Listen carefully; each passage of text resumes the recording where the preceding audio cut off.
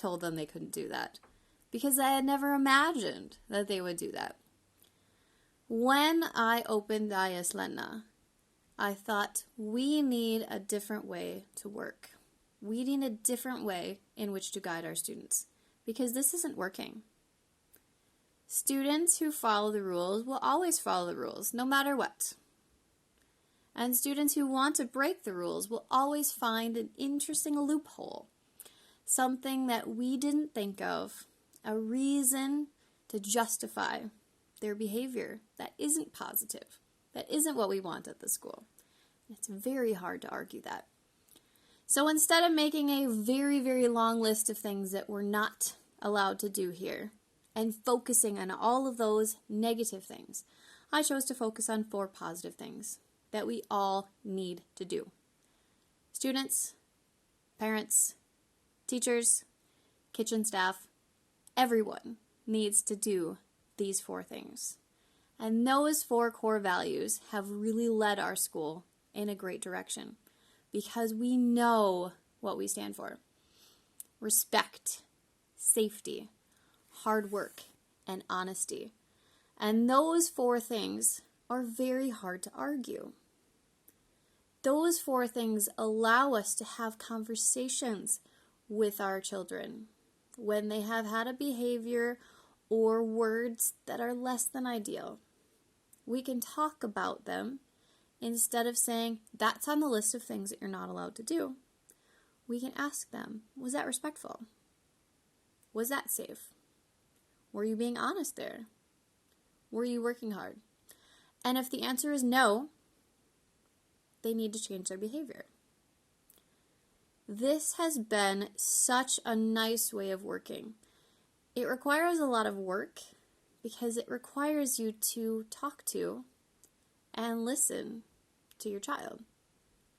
It's all about having conversations, about thinking about behaviors and words that are used, instead of just saying, that's not allowed. What were you doing? Was that behavior something that was respectful? If not, how can we change that? What should we have done otherwise? Please continue having these conversations at home. Please keep focusing on values, because as I told all of the students today during mentor time, rules are going to change when they go somewhere else. When they leave IS Lenna, they will no longer have rules about hats and chewing gum and mobile phones. They will no longer have rules about the language that they use. They will no longer have rules about staying on campus or not. So if we're just guiding our students by a set of rules, it's like having a fence. When that fence isn't there, do our children understand the boundaries? And the answer for a lot of them is no.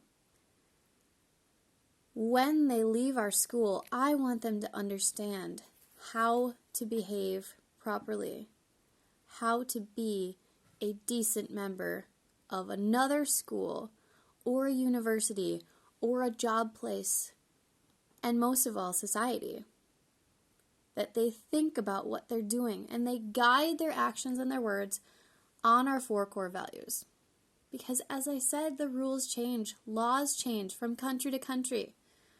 I gave them some very shocking things that are legal in the United States that would never work in Sweden. Things that we can do in Sweden that other countries can't do. But if we're always focused on what we can't do instead of reflecting on what we should do as decent human beings, this is going to be a problem. So talk about these things constantly. I know it annoys your children. They're so tired of hearing this from me. But I don't care. I will continue to nag and continue to stress the importance of these values of respect, honesty, safety, and hard work until they are so ingrained in our children's minds that they don't forget them when they leave. That when they're in a new situation with new rules, that they can think instead, what should I do? Does my behavior fit within these values or not?